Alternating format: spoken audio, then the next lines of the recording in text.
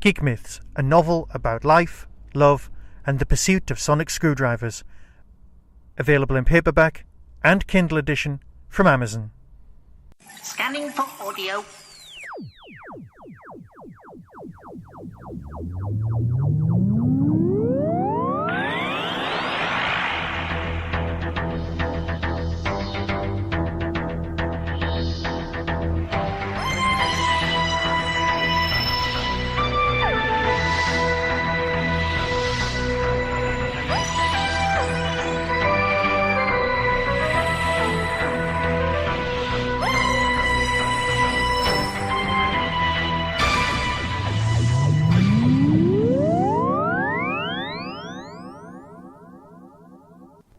Hello and welcome to a Tin Dog podcast, a rather special one, because just a couple of weeks ago, my book, my novel, Geek Myths, was finally released.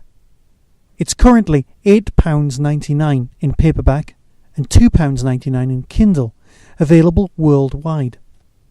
Now, if you buy it and you want a signed copy, just email me and I will send you, for free, a card with an inscription and a signature that you can stick inside your book. All you'll need to do is email me.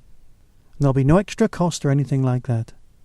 Now, in order for you to get a taste of the book, I thought that I would read to you Chapter 2. So, if you want to buy the book, head over to Amazon, anywhere in the world, type in Geek Myths.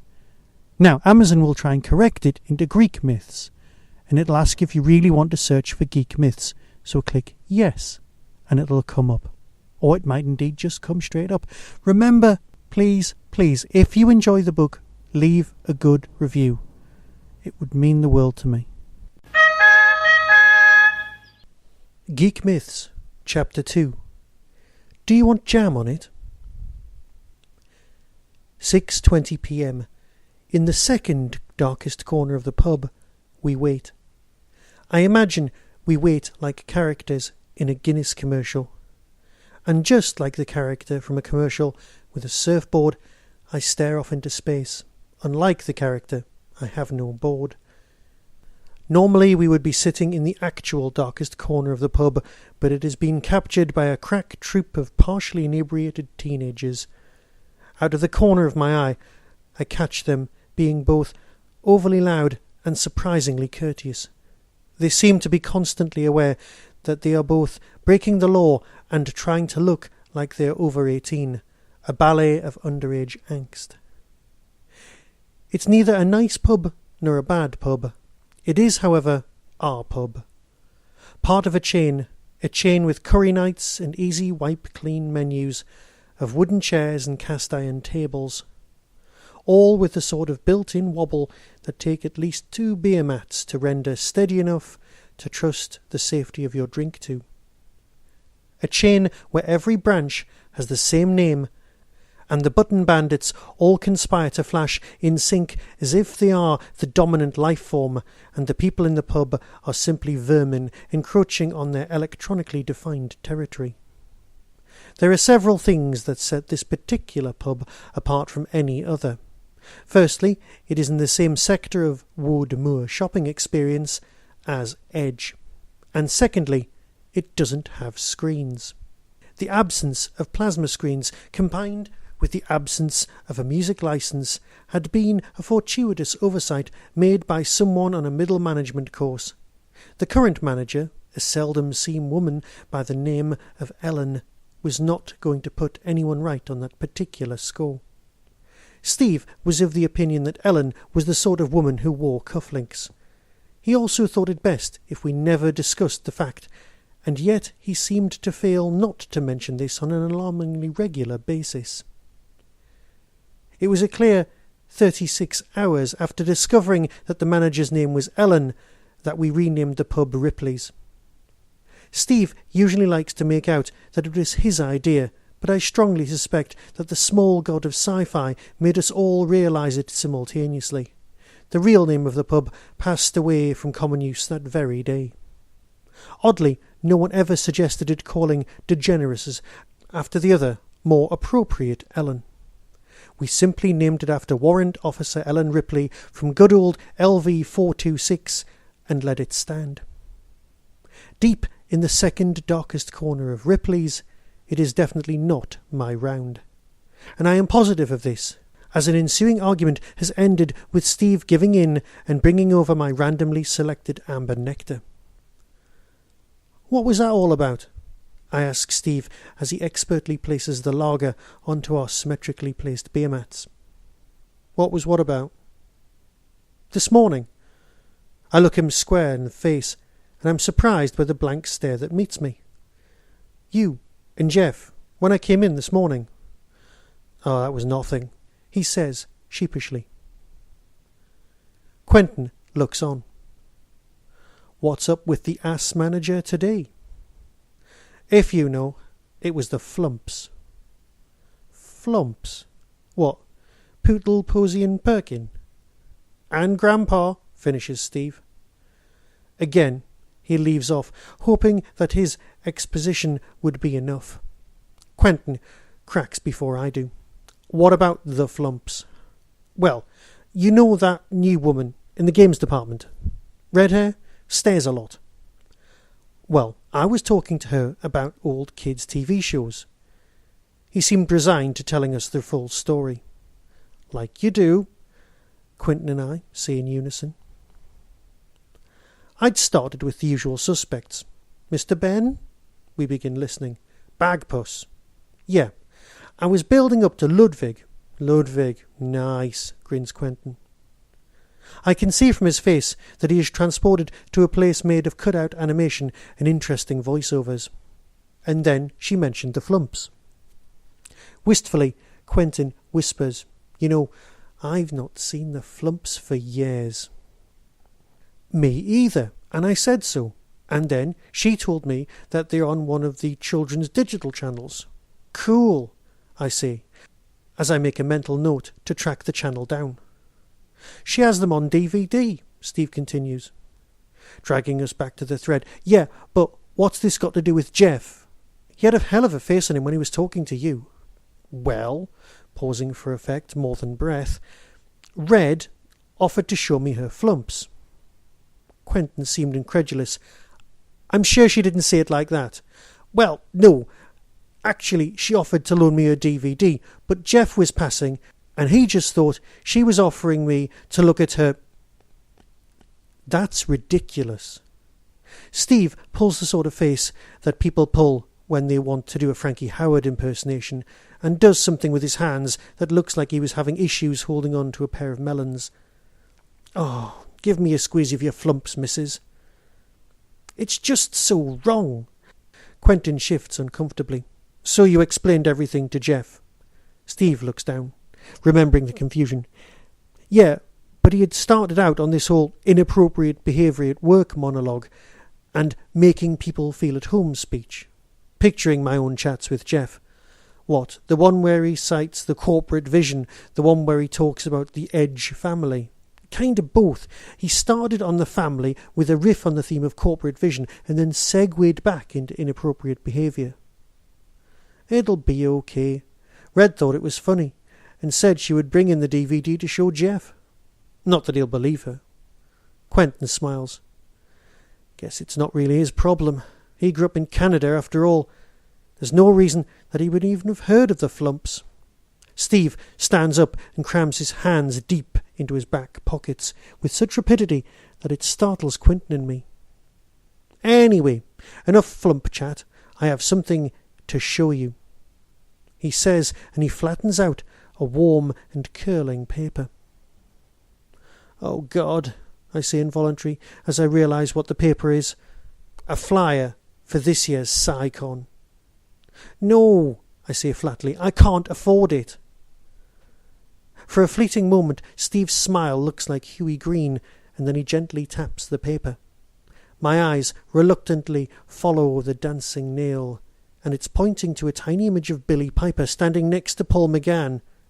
And that's not the best bit. Read that. "She doesn't do cons, neither does Eccles Cake." "Yeah, I know. Read the next bit." The words are small, but they take my breath away. "Saturday only, The 9th Doctor will appear at his first independent convention. You're having a laugh. What if he never does a convention again? You mean the shock of meeting Who fans en masse will terrify him enough to put him off ever doing a con again? Quentin laughs to himself.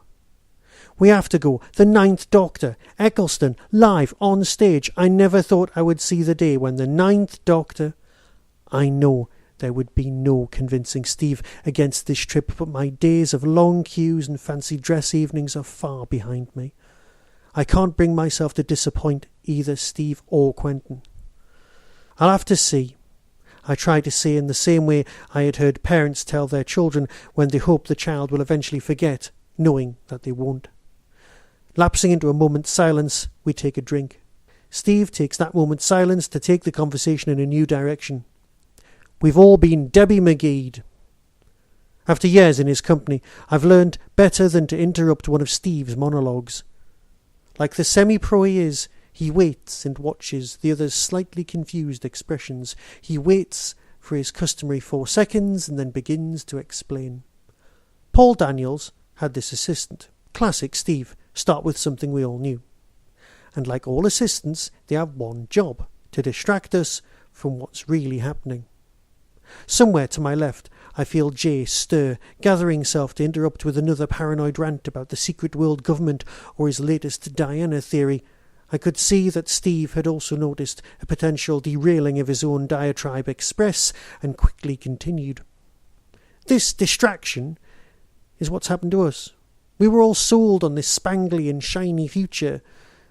We'd all seen on Tomorrow's World. Jetpacks, meals in pills, career paths, our horizons are beautiful and infinite. I can tell he's been practicing this in his head for most of the afternoon. He takes the sort of stance that Philip K. Dick describes when talking about Nazi propaganda.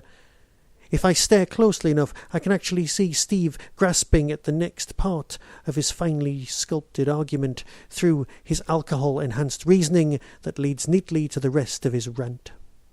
It's all nonsense. Our degrees, our debts, our dreams, all designed to keep us in our place. Quentin, cue to us, shakes his head as if to shake away an unhealthy thought. That's why DVDs are shiny, I whisper to myself, imperceptibly. And that's why DVDs are shiny, he continues. I had heard this part before. There had been variants on this particular riff for as long as I'd known him, which right now felt like 1,000,000 years. Shiny, attractive things are just there to convince us that things will be better soon. He trails off and takes a deep drink of his guest ale. Do they still make Tomorrow's World? Jay sensibly abandons his pet conspiracy theories for the moment. My gift for television facts kicks in. Inbuilt from childhood, I have no idea where it comes from, my almost mystical recall of random, useless facts. The show was cancelled in 2003. And in an attempt to hide my first pointless fact of the evening, I follow it with the distracting, did anyone else fancy Judith Hahn? We're all back on safe ground now. The uncharacteristically silent Quentin takes the conversation and runs with it. Howard Stableford was cute, but there was this guy who did it in the 60s who had a killer voice. RAF bloke? Oh, his voice did things to me. Quentin has never truly been in the closet, but strangers often meet any announcement like this with blank stares. Raymond Baxter, my inner voice whispers once again. Quentin's sexual preferences often came as a surprise to newcomers. He seems about as far from the 1970s homosexual stereotype as any man can get without actually being heterosexual. He likes some sport, as well as our beloved sci-fi, and has so little dress sense as to buck any casual viewer of Living Channel's preconceptions. The only thing that ever seems to give the game away is his love of men. Big fan. Which one was Howard Stableford? Wasn't it Stapleton? I prefer Maggie Thingy, married to Cheggers. Or was it Mike Helicopter Smith? Swap shop woman. Big perm. Advertise healthy living for a while. Steve joins in. Jay interjects. Did anyone else see the one where they demonstrated CDs? Like a dam bursting, I correct and answer their questions. Raymond Baxter, Stableford, Maggie Philbin, and yes, I did see it. The CD thing was a massive con. Hell, anyone knows the CD thing was a con. But we have to remember what a wonder these things seemed in the 80s. Magical, unscratchable things. You could put jam on them. Why anyone would want to put jam on them was always beyond me, but hey, it was 1982. The presenter stood against his pure white background and told us exactly how much information you could store on only one disc. The mystical quality of the music, no hiss, no pops, no scratches. The distant technical gods of Germany and Japan had gathered their collective powers to magically make sand sing. Silicon trapped in plastic, music in amber. The death of vinyl would eventually follow. As indestructible as Superman.